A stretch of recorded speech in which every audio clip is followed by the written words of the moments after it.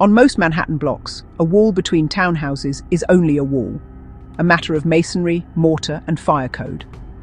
But on East 71st Street, the wall that divides Jeffrey Epstein's infamous residence at number 9 from Howard Lutnick's former home at number 11 has become more than an architectural detail.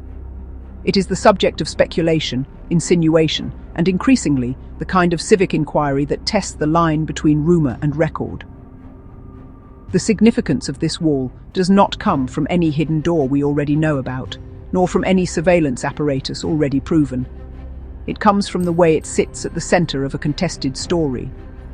When Lutnick, now serving as Commerce Secretary, publicly declared that Epstein was the greatest blackmailer ever, he added something more, that he himself had toured the house next door, that he had glimpsed a massage room, that he believed cameras lurked within. In telling this, he planted himself in proximity to Epstein, close enough to seem credible, but not complicit. And if records of payments emerge, he has laid the groundwork for an alternative theory of blackmail. The proximity is the crux.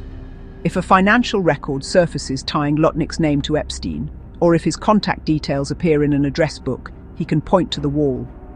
He can argue that Epstein's surveillance devices reached across their shared boundary, that any trace of him is merely the artifact of living beside the wrong neighbor.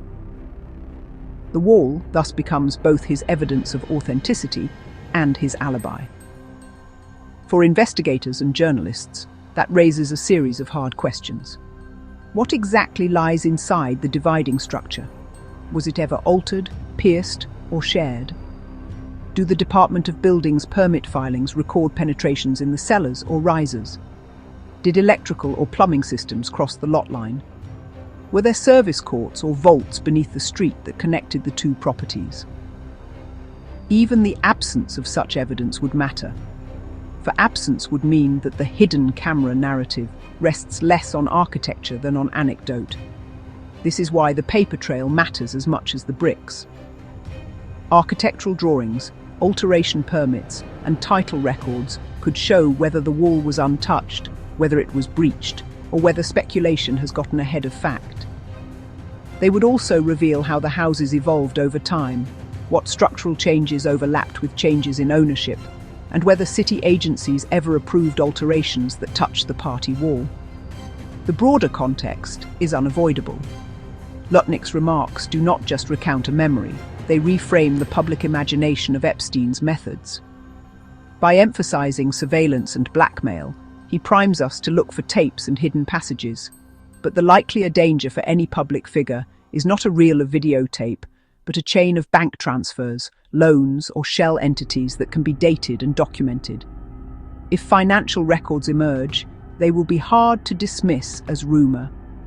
Yet by steering attention toward cameras, Lutnick makes the absence of tapes look like an exoneration, while paper trails can be explained away as business.